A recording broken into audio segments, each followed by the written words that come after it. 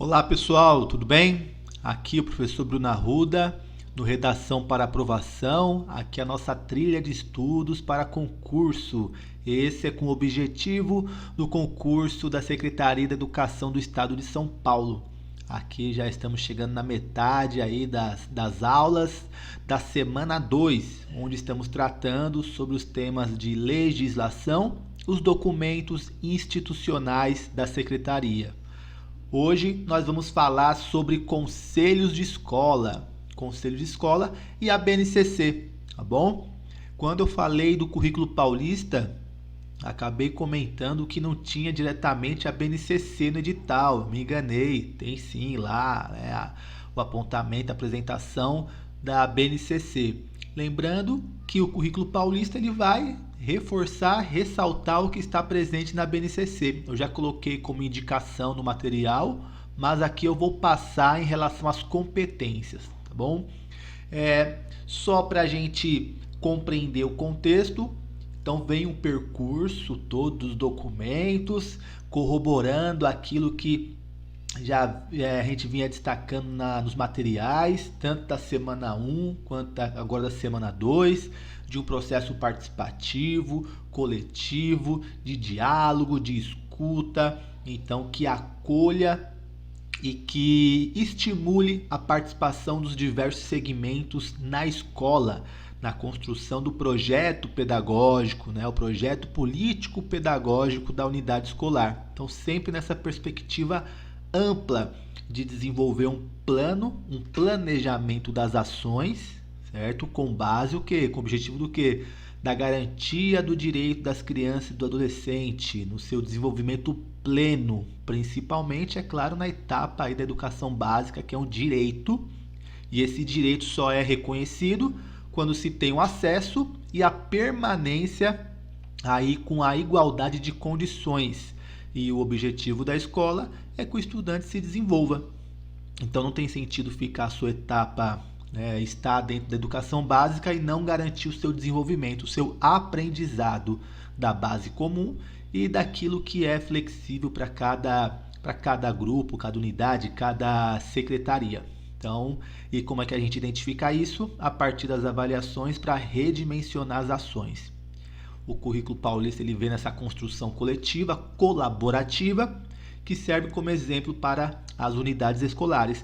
E um grupo, um colegiado muito importante são os conselhos escolares, que visa aí fomentar a participação de diversos segmentos da comunidade escolar na construção, na produção aí desse projeto que possa acompanhar, avaliar, redimensionar, discutir no espaço de escuta das famílias, dos profissionais da educação, dos estudantes, das lideranças locais que estão todos comprometidos com a garantia desse direito à educação com qualidade. Então vamos lá na questão dos conselhos escolares, é um dos documentos que temos lá no edital e ele indica ali uma parte específica desse material. Então, parte 2, os conselhos escolares e a construção da proposta educativa da escola. Então, observa que também é um grupo, uma organização que tem como objetivo construir coletivamente essa proposta educativa desse grupo, dessa unidade. Então, assim como o currículo paulista foi construído com diversas colaborações, a atuação no chão da escola, ali na unidade, também com as diversas colaborações. E o que são os conselhos escolares? Então a gente vai começar aí destacando aí suas funções e consolidação desses conselhos escolares, que é o que se organiza para desenvolver o regimento interno, a proposta pedagógica, passa por validação, ou seja, estimula e é uma característica da gestão democrática. Bom, os conselhos escolares são órgãos colegiados compostos por representantes das comunidades escolar e local, que tem como atribuição deliberar sobre questões político-pedagógicas, administrativas, financeiras no âmbito da escola. Então você tem aí diversos representantes de diversos segmentos, seja do ambiente escolar, interno da comunidade escolar, quanto também local da região, em que decidem, discutem, avaliam ali os projetos, as ações, para construir aí coletivamente a ação educativa, que envolve questão administrativa, que envolve aí decisões financeiras, envolve questões político-pedagógicas. Representam um lugar de participação e decisão. Observe então de todo o contexto histórico que a gente falou nos vídeos anteriores, para ter um espaço democrático, um espaço de participação, é importante estimular isso. Então, o conselho de escola, os conselhos escolares são esses espaços de estímulo, de incentivo, de construção coletiva. Um espaço de discussão, negociação e encaminhamento das demandas educacionais, possibilitando a participação social e promovendo a gestão democrática. Então, não se esquecer aí desse viés, desse conjunto, dessa ideia da gestão democrática, sempre visando participação social. Os conselhos têm as seguintes funções: deliberativa, então ele delibera, ele encaminha uma decisão que o grupo ali em votação, tem toda uma estruturação, quantidade de membros, de representantes de cada segmento, a votação, os encontros, tem indicações aí para os encontros serem mensais, tem as reuniões ordinárias, reuniões extraordinárias, que vai de acordo com o calendário de cada unidade. Consultivas, então consulta aí o conselho em relação a alguma questão do ambiente escolar. Tem aí como função também fiscal, acompanhar e avaliar o que foi feito de investimento, de proposta, de projeto. Então esse grupo tem aí essa função, esses que foram eleitos para compor o conselho de escola. E mobilizadora. Então é o conselho de escola também que tem esse papel de mobilizar, de chamar para a conversa, para o debate, para o diálogo, debate no sentido positivo, construtivo, diante de alguma questão da escola, alguma questão da comunidade, algum fato que necessita ampliar e dialogar para possíveis encaminhamentos, certo? Então essas são as funções do conselho de escola. Como criar, reativar ou consolidar os conselhos escolares? Cabe ao diretor da escola ou a quaisquer representantes dos segmentos das comunidades escolar e local a iniciativa de criação dos conselhos escolares, convocando todos para organizar as eleições do colegiado. É raro, não ter já um conselho ativo, isso já é de um movimento das próprias escolas, mas cabem aí a esses representantes, do diretor da própria escola ou representantes de qualquer dos segmentos aí, buscar mobilizar para ativação ou reativação desse conselho. Por isso que ele precisa estar sempre atuante. E devem fazer parte dos conselhos escolares a direção da escola, a representação dos estudantes, dos pais ou responsáveis pelos estudantes, dos professores, dos trabalhadores em educação, não docentes e comunidade local. Então é sempre importante aí ter um representante de cada segmento e, é claro, comprometido, que esteja disposto mesmo a participar, a contribuir, porque é um colegiado muito importante quando atua de fato aí dedicado no processo de construção, de melhoria do espaço escolar. Ele é imprescindível, porque você democratiza a participação, corresponsabiliza todos os segmentos. Não é fácil, não é fácil esse processo de construção coletiva, mas é o caminho para uma escola de qualidade. Acredito e defendo que é o único caminho, porque todos participam ali e se tornam corresponsáveis desse processo. É o que se almeja. Atribuições e funcionalidade dos conselhos escolares. A primeira delas deverá ser a elaboração do regimento interno do conselho escolar. Então, o conselho tem que aí criar o seu regimento interno para saber como é que será, né? Como que serão as reuniões mensais, em qual data, em qual dia, o número de representantes.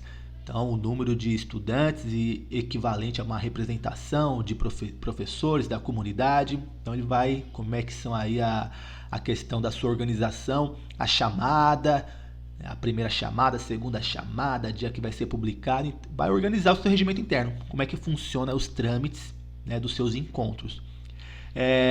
Então, aqui, né, vai destacar já calendário, reuniões, substituições, né, quando alguém está ausente ou com o número de ausências, o substituto ele passa a assumir a função principal, as decisões, indicação das funções. Então, é o regimento interno, é o primeiro documento que esse conselho tem que elaborar. No segundo momento, deve-se partir para a elaboração, discussão e aprovação do projeto político-pedagógico da escola.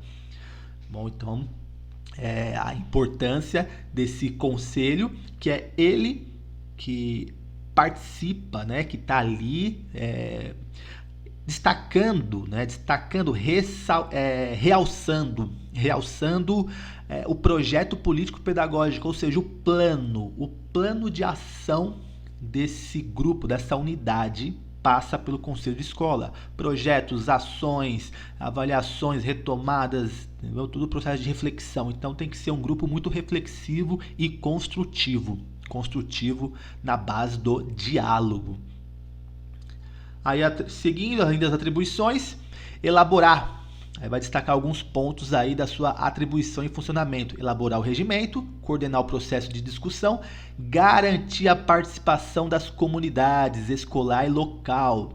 Bom, então aqueles representantes dos segmentos, e eles, por serem representantes, também precisam estimular e sempre buscar dialogar com seus pares para falar o que foi decidido, saber a opinião dos demais, para assim todos, de um modo ou de outro, de fato serem representados. Promover relações pedagógicas que favoreçam o respeito ao saber do estudante e valorize a cultura da comunidade local. Então, nós temos diversos segmentos nos conselhos de escola. Família, os profissionais, a direção da escola, lideranças, mas a gente não pode deixar de esquecer, que todo esse conjunto está para contribuir com a formação dos estudantes. Então, não pode, em hipótese alguma, deixar essa voz de fora desse processo.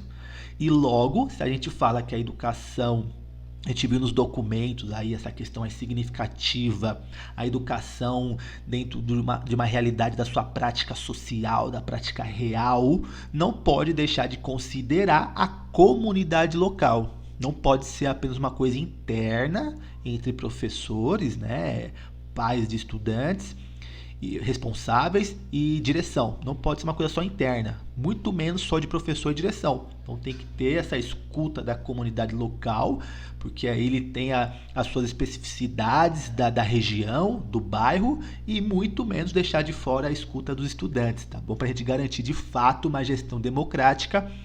E também estimule a participação dos estudantes nessa construção do seu perfil democrático, do seu perfil crítico, reflexivo dentro do processo, no comprometimento com a sua educação também. Aí segue mais uns pontos. Propor e coordenar alterações curriculares na unidade escolar, respeitada a legislação vigente. Lembrando que temos a base comum. Não dá ali para o conselho de escola falar que não vai ter uma matéria específica. Isso não, porque você tem uma lei que garante essa base comum. Mas outros que que se adequem dentro dessa flexibilidade do currículo, com propostas de temas transversais, matemática que surgiu e foi levado ao conselho a importância de trabalhar esse assunto para que todos tomem ciência, o modo de organização dos tempos e espaços. Então tudo isso pode ser levado a partir de argumentação, de construção para a votação do conselho, decisão do conselho, mas não se pode alterar questões que são pontuais na lei. Aí não tem como. E tudo isso é a partir do quê? A partir da análise, entre outros aspectos, aproveitamento significativo do tempo e dos espaços pedagógicos. Acabei de falar. Então, o repensar do tempo, do espaço, dos projetos pedagógicos, das ações pedagógicas educativas, que reorganize a estrutura, o ambiente escolar, é possível levando para o conselho de escola. Levando para o conselho de escola para ver aí o impacto que isso vai ter. E é claro que dentro de um processo, ao final desse percurso, o conselho avalia essas mudanças, essas alterações, positiva, negativa, se continua ou não, se precisa redimensionar, melhorar algum aspecto. Então tudo isso é possível, mas sem, é claro, tirar o que é do aspecto legal dessa etapa da educação básica. Propor e coordenar discussões junto aos segmentos e votar as alterações metodológicas. Então, acabei de falar, né, didática administrativa da escola. Então, o conselho pode aí propor. Temos escolas que mudam a sua organização, por exemplo, de salas de aula em que o professor tenha que mudar, né? São salas específicas do ano. Então, a sala do primeiro ano, a sala do segundo ano, a sala do terceiro ano. É muito mais no fundamental, né? Do sétimo ano, do oitavo ano. Tem proposta de sala ambiente, em que as salas são das áreas de conhecimento. Então, tem a sala de português, a sala de matemática. Isso já repensou a organização do espaço. Então, essa proposta se leva para o conselho avalia, discute, coloca isso no projeto pedagógico. Então, isso é possível, tá bom? Sempre destacando aí, tem que ser respeitada a legislação vigente. Aquilo que é comum, base, não pode ser alterado. Participar da elaboração do calendário escolar, no que competir à unidade escolar, observada também a legislação. Então tem um calendário. Lembra que não pode mexer aquilo que está na lei. Então são 200 dias letivos. Não pode o conselho decidir que são 190 dias. Isso não. Então, fora essas questões que não vão aí infringir a lei, o conselho tem autonomia porque ele tem a representação dos diversos segmentos. É o que a gente costuma dizer, que o conselho é soberano. Respeitada a lei, ele é soberano para suas decisões, sempre que for para melhorar aí o aprendizado, o desenvolvimento dos estudantes, que é o objetivo. Segue mais alguns pontos. Cabe ao conselho a sua atribuição acompanhar a evolução dos indicadores educacionais. Então ele também acompanha, ele vai tratar, discutir, refletir as questões de abandono escolar. O que está acontecendo na nossa escola que aumentou o número de abandono escolar? Então teve lá na prova discursiva, vai vir um tema falando sobre os dados, as informações chegaram lá para você, professor, que as suas turmas teve uma evasão no ensino médio de 20%, dos estudantes. Então é um tema, é um assunto que precisa ser levado para o conselho, não é você só. Você pode colocar um dos argumentos à sua prática. Eu vou rever minha prática com uma ação de incentivo, mas o primeiro argumento é levar esse tema para o conselho de escola para se pensar ações do coletivo e refletir sobre, aí eu enquanto profissional, né? Você enquanto profissional vai refletir a sua didática, a sua metodologia em diálogo com o que foi decidido, acordado por esse conjunto, por esse colegiado que tem representantes dos estudantes, dos professores, das famílias. Então observa que ele tem um papel importantíssimo. Então ele vai acompanhar os indicadores de abandono escolar, de aprovação, aprendizagem. Então precisa levar também mais, tá bom? Precisa levar mais essa responsabilidade para os conselhos. O conselho não é apenas para dizer sim ou não, ou apenas para decidir questões específicas. Ah, vai ter uma festa ou não? Não, isso aqui ele também acompanha, ele pode ajudar muito nas questões de aprovação, de aprendizagem. A partir do momento que você leva para o conselho que tem segmentos diversas, tem representantes de diversos segmentos, você indica ali a dificuldade. Os alunos, a dificuldade do aprendizado de algumas turmas dos avanços, nós estamos redimensionando, vendo na nossa avaliação uma queda, então isso precisa ser repassado para os pares, esse compromisso da melhoria. Bom, porque senão só o professor em sala de aula é aquela luta constante. Então essa consciência da importância do conselho de escola para ampliar esse processo do ensino-aprendizagem. Não é transferir a obrigação, né, nossa enquanto profissionais, do processo de ensino-aprendizagem, não é isso, mas é ampliar essa tomada de consciência. Então, propondo, como é que ele vai, então, os indicadores, vai acompanhar, vai propor, quando se fizer necessário, intervenções pedagógicas. Então, ele tem ali, né, a proposta ali de pensar medidas socioeducativas, às vezes um evento, às vezes uma chamada, às vezes uma participação mais próxima com a comunidade, lideranças, enfim, projetos que podem ali estar incentivando a amenizar ou reverter a situação da temática discutida no conselho. Pode ser abandono escolar, abandono, pode ser aprendizagem, aí vai de cada situação. Aqui estou pontuando isso porque são assuntos que ajudam numa discursiva. Então vai ter lá uma temática apresentada, lembrando que é muito importante levar isso para uma consciência coletiva. O que foi apresentado na comanda, você levar isso para uma consciência coletiva, do grupo, corresponsabilizar tudo coletivo da escola. Aí segue, elaborar o plano de formação continuada dos conselheiros, né? Então, aqueles que participam também precisam ter uma formação, compreender essa participação, estar atuante, não é apenas de corpo presente, só para assinar o papel. Ele precisa também tomar essa consciência da sua atuação, porque está gerando ali um resultado, né? Seja positivo ou não, que é a aprendizagem de crianças e dos jovens, adultos, estudantes. Aprovar o plano administrativo anual, elaborado pela direção da escola. Então, o conselho também, uma gestão democrática, ela apresenta todo esse processo aí para tomada para todos estarem cientes do que está sendo proposto pela escola. Sobre a programação e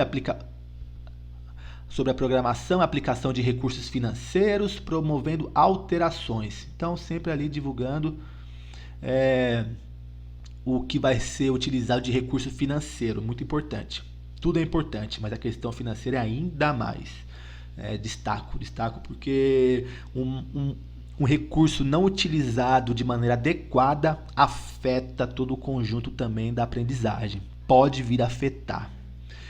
Fiscalizar a gestão administrativa, promover relações e cooperação e intercâmbio com outros conselhos escolares. Isso é o apogeu do ideal. Os conselhos, escolas que estão tão próximas, uma do lado da outra, e às vezes nem se dialogam. Então, realidades aí que isso acontece, a gente precisa mostrar, né, revelar como é que isso é feito para fortalecer, potencializar, e vocês que vão ser aprovados e vão assumir, levar essa consciência do diálogo entre os conselhos escolares para pensar em perspectivas também locais, né, locais e regionais. Aí, quais aspectos positivos da implantação dos conselhos escolares? As decisões refletem a pluralidade de interesses.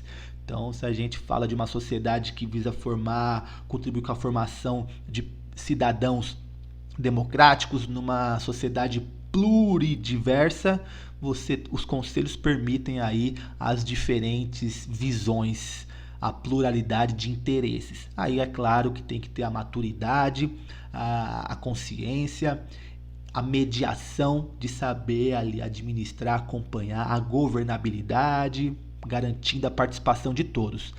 As ações têm um patamar de legitimidade mais elevado porque foi decidido coletivamente. A partir do momento que um grupo de diversos representantes toma uma decisão de uma ação, aquilo é muito mais legítimo, porque você tem mais pessoas que acompanharam esse processo, ao invés, por exemplo, de só o diretor ou a diretora da escola decidir.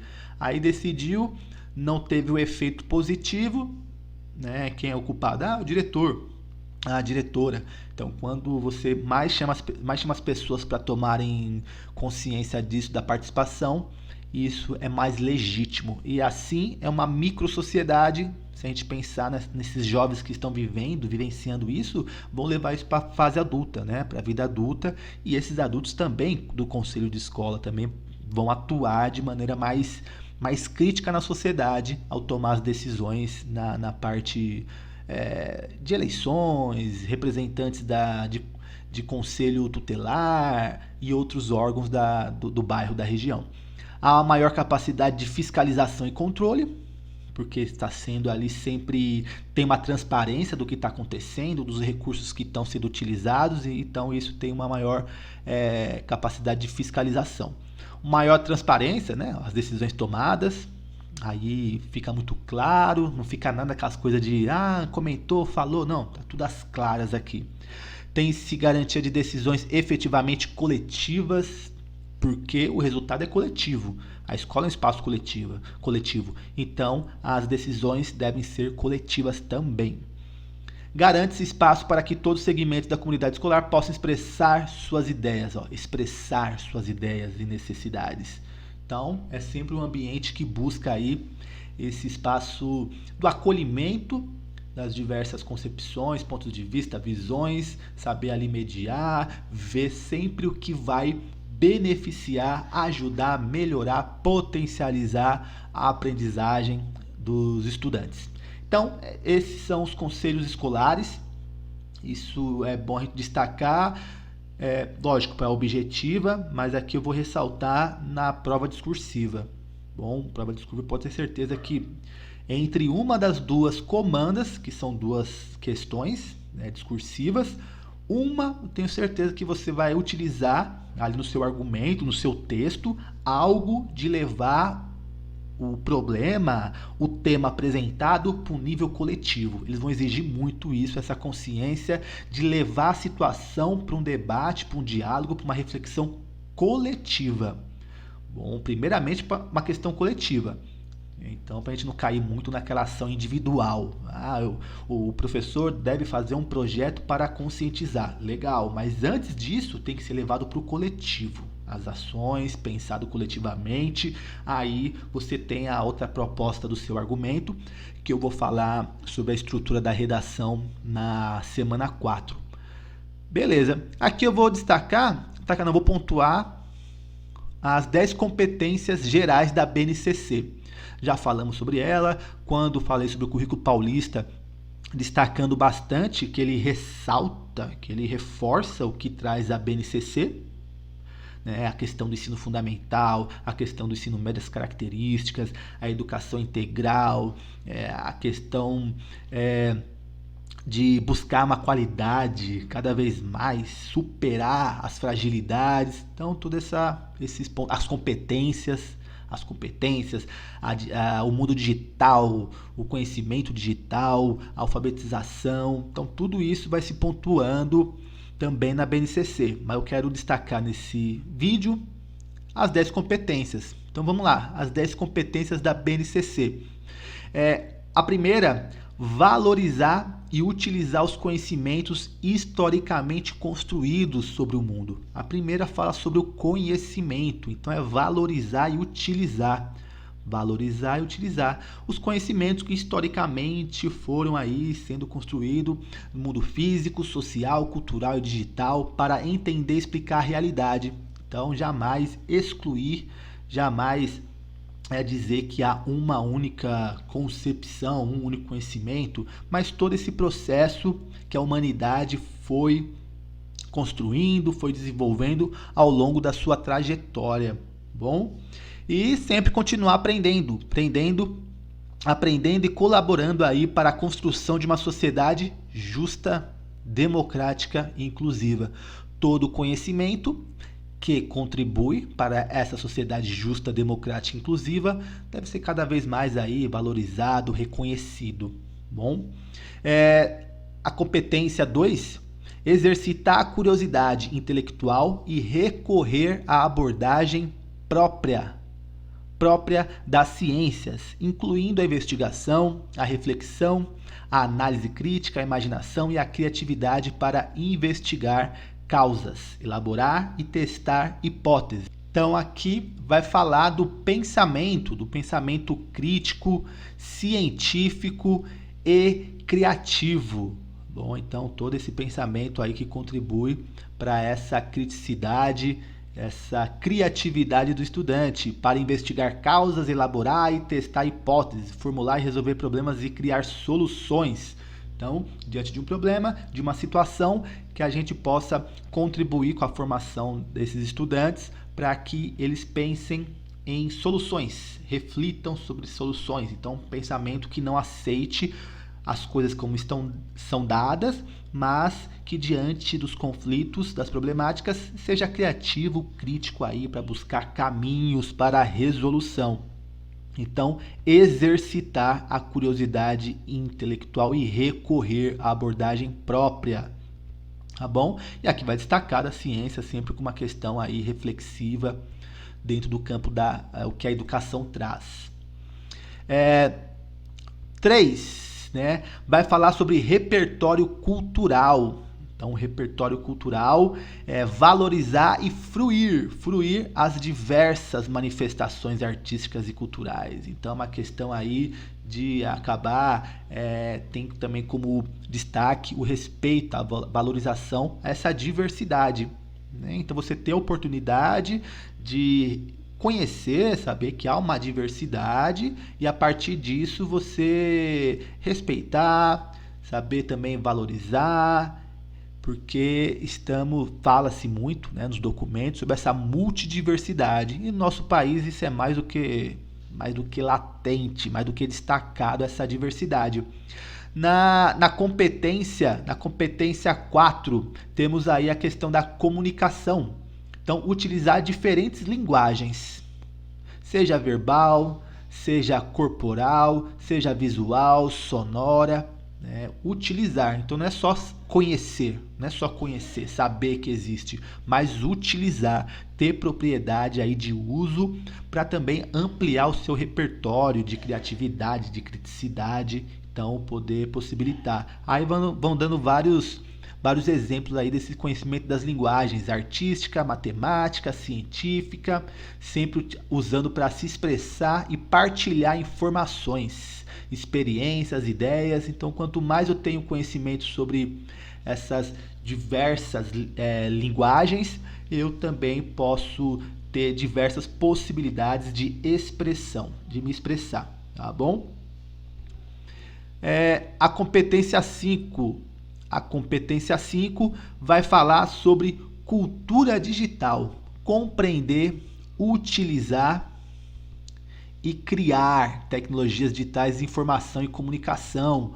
Então não é só você consumir, não é só desenvolver essa competência não é só uma questão de consumir, mas desenvolver a competência para compreender, utilizar e criar. Então, cada vez mais esse raciocínio, esse pensamento também criativo do mundo tecnológico, porque senão você é excluído e só fica consumindo e nem sabe às vezes por que está consumindo. E lógico, isso de forma o quê? Crítica, significativa e reflexiva. Observe então que vem sempre nesse processo de uma reflexão constante aí, ó, tendo com base a ética nas diversas práticas sociais, incluindo as escolares.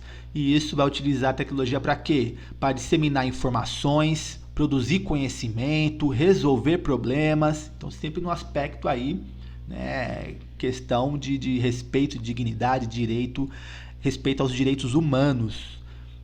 Porque se a gente fala de disseminar informações, estamos falando aqui de informações reais, fatos. Então, para isso, eu preciso também desconstruir aquilo que é fake news. E eu só vou desconstruir aquilo que é fake news quando eu desenvolvo um pensamento crítico. A competência 6. Competência 6, nós vamos ter aí, vai falar sobre trabalho e projeto de vida. trabalho e projeto de vida, valorizar a diversidade dos saberes e vivências culturais, apropriar-se de conhecimentos e experiências que possibilitem entender as relações próprias do mundo do trabalho e do fazer. Então, quando fala do projeto de vida, né, o currículo paulista destaca a importância, já reforçando aquilo que a BNCC traz, a necessidade de desenvolver essa competência para que na sua vida você tenha a dimensão de projetar as suas ações, o seu percurso, sabendo que ele não é rígido, mas que você desenvolva essa competência, ou seja, a competência que você mobilize todo o conhecimento, habilidade, valores para você colocar em prática, nesse caso aqui do projeto de vida. A competência 7 vai falar sobre argumentação. Argumentar com bases em fatos, dados, informações confiáveis. Então, argumentar é você convencer o outro, se posicionar, dar a sua opinião, seu ponto de vista, mas isso sempre pautado aí em fatos, dados, informações. Questões subjetivas são respeitadas, mas dentro de uma ordem, né, daquilo que você acredita, daquilo que é seu no particular individual. Mas aqui essa competência vai trazer a argumentação, porque a argumentação aqui é no caso que afeta o outro. A partir do momento que você afeta o outro, você tem que mostrar aí evidências, informações confiáveis. O subjetivo é uma questão sua, particular, individual. Então aqui, essa competência é para quê? Para formular, negociar, defender ideias, acabei de falar, pontos de vista e decisões comuns, que respeitem e promovam o quê? Os direitos humanos. Certo? Então aqui é a competência 7. Competência 8. A competência 8 vai falar sobre autoconhecimento e autocuidado. Conhecer-se, apreciar-se e cuidar da sua saúde física e emocional. Observe então a necessidade que ele vem pontuando com essas mudanças da sociedade tecnológica, mundo digital, que não é só uma questão de saúde física, mas também uma saúde emocional. Não é à toa que a gente vive nos últimos anos um boom de problemas, né, que afetam a ordem psicológica, ansiedade, depressão. Então a BNCC, os documentos, vem trazendo a importância sobre essa competência do autoconhecimento e autocuidado, né? Então você mobilizar os conhecimentos, habilidades e valores para você se cuidar e para você se conhecer. Isso compreendendo o que é a diversidade humana e reconhecendo suas emoções e a dos outros. Então não é só uma questão sua, mas também quando você se conhece, você conhece o outro, basicamente. Competência 9. Competência 9 vai falar sobre empatia e cooperação. Exercitar a empatia, o diálogo, a resolução de conflitos. Cada vez mais eu me corresponsabilizar, eu cooperar diante das situações, das problemáticas do dia a dia. E isso eu só sei lidar com essas situações quando eu desenvolvo essas competências. Então não se espera que lá na fase adulta tenha que desenvolver isso ou entre em conflito, mas já na fase da etapa da educação básica, a educação tem essa responsabilidade de contribuir com essas competências, com o desenvolvimento dessas competências nos estudantes, crianças, jovens e adultos. Então sempre aí na questão de fazendo respeitar e promovendo o respeito ao outro e aos direitos humanos, empatia, cooperação, aí sem preconceitos de qualquer natureza, respeitando os diversos grupos sociais, os saberes e identidades culturais. E por último, a competência 10 vai falar sobre responsabilidade e cidadania, agir, ação, agir pessoal e coletivamente com autonomia, responsabilidade, flexibilidade, resiliência, determinação. Observa que as competências não vão trazer aspectos específicos das matérias, porque são competências que nos ajudam a mobilizar diversos saberes, que podem ser, e devem também ser, saberes específicos das áreas, mas são competências aí que acreditam e defendem que é necessário para a questão da vida, e na etapa da educação básica é o momento primordial para compreender, potencializar essas competências, para que não, na fase adulta, não tenha os conflitos tão latentes. Bom, então são essas competências. Aqui eu destaco algumas informações que vão ser apresentadas no material, os marcos legais aí que embasam a BNCC. Temos a própria Constituição de 88, que fala aí que a educação como direito fundamental compartilhado entre Estado, família e sociedade. Então, a nossa Constituição de 88 vai ressaltar, destacar essa responsabilidade coletiva de toda a sociedade, da família. Então, é uma ação não individual. Não é uma ação individual, mas cada vez estimulando a participação de todos. Os fundamentos pedagógicos da BNCC, foco no desenvolvimento de competências. Como a gente acabou de ver aqui, as decisões pedagógicas devem ser orientadas para o desenvolvimento das competências. Então, destacando essas 10 competências aí. E tem o compromisso o quê? Com a educação integral. Tem o compromisso com a educação integral. Não esquecer aí essa concepção que não se trata de tempo integral, mas educação integral que observa todos esses aspectos do sujeito, do indivíduo, do ser. Não é só uma questão cognitiva, emocional, social, espiritual, enfim, todos os aspectos, integral. E aqui fala do Pacto Interfederativo, implementação do BNCC, ou seja, não é uma ação apenas isolada, não é só o Estado de São Paulo ou só uma prefeitura, há um acordo aí com todas as instâncias para a concretização desse projeto, desse plano. Então a base comum aqui que visa o quê? Visa a igualdade, a diversidade e a equidade. E chegando aí por fim dessa parte da BNCC, quero destacar aqui, que a base comum curricular e currículo, o que ela traz, né? O que evidencia a importância, a necessidade e como se concretiza o que é apresentado. Primeiro, contextualizar, né? Contextualizar os conteúdos, os componentes curriculares. Contextualizar aquilo que tem relação significativa com a realidade do estudante. A gente já tem falado nos documentos. Decidir formas de organização que interdisciplinar. Aqui, superação da fragmentação. Tá bom? Então, ações, projetos na escola que visualizem, né, que coloquem no seu planejamento a interdisciplinaridade. Isso já é uma deixa também para uma prova discursiva e se atentar nas objetivas. Observe que estão destacando bastante nessa questão do coletivo, da participação, do interdisciplinar, que é a superação da fragmentação do conhecimento. Não se trata de ações isoladas. Eu vou fazer um projeto na minha aula sobre isso. Não, calma aí, você vai fazer, mas de maneira coletiva, interdisciplinar. A unidade, o grupo vai apresentar um tema transversal. Selecionar, aplicar metodologias e estratégias didático-pedagógicas diversificadas. Foi dada a comanda lá, falando de estudante, de uma turma que os alunos estão com muita dificuldade. O que vai se pensar coletivamente, né, numa ação interdisciplinar de todo o conjunto com a validação e acompanhamento do conselho de escola. E uma das questões aí são estratégias didático-pedagógicas diversificadas. Diversificar essas ações para que esses alunos ganhem, conquistem avanço no seu aprendizado. Conceber e pôr em prática situações e procedimentos para motivar e engajar os alunos nas aprendizagens. Então, quando a gente fala dessas 10 competências, autocuidado, autoconhecimento, empatia, cooperação, essas competências buscam também estimulá-los, engajá-los ainda mais no processo. Construir e aplicar procedimentos de avaliação formativa do processo de resultado.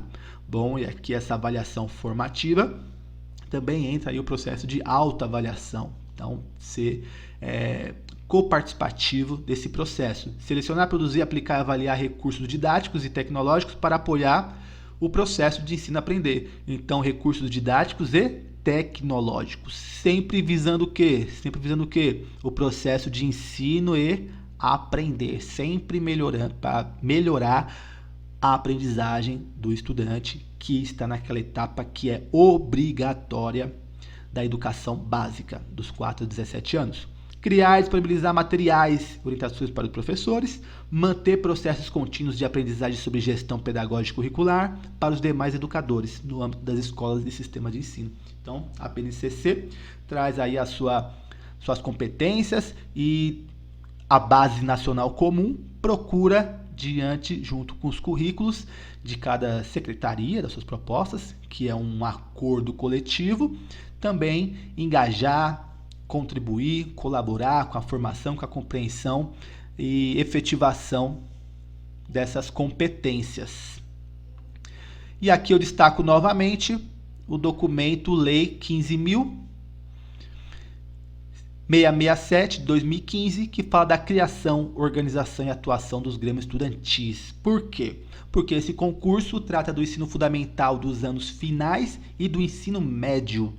Observe então que é esse entendimento do estudante de acolhimento, de escuta, né, dele participar desse processo é muito importante. E o Grêmio Estudantil tem um papel fundamental, sendo que é o espaço de voz, de representação desses estudantes. Então, destaca aqui o artigo 1º que fala: fica assegurada aos estudantes dos estabelecimentos de ensino fundamental e médio, situados no Estado, aqui pode ser público ou particular, a criação, organização e atuação de grêmios estudantis como entidades representativas de seus interesses na forma da presente lei. Então aí vai tratar depois no documento a questão do segmento dentro desse grêmio, né? A diretoria do grêmio, diretoria, secretaria, tem ali a composição, como é que vai ser. Então é uma lei curtinha que vale a pena você ler, tomar ciência ali dos artigos, mas o principal entendimento aqui é da importância da atuação do Grêmio. E isso ajuda tanto na sua objetiva também quanto na sua discursiva. Bom, levar aí questões para esses grupos também participarem do processo de reflexão, discussão e debate. Pessoal, foi isso, tá bom? Hoje, nessa aula apresentando esses materiais, esses documentos, peço para curte aí, se inscreve no canal, quem não se inscreveu não custa nada, se inscreve aí, vai lá também no Instagram para seguir, porque aí mais pessoas clicando no material, o YouTube reconhece que tem uma importância e vai também recompartilhando com mais constância, e também eu vou me apropriando, produzindo mais recursos para esse concurso e para qualquer outro material. Bom, valeu, abraços, até a próxima.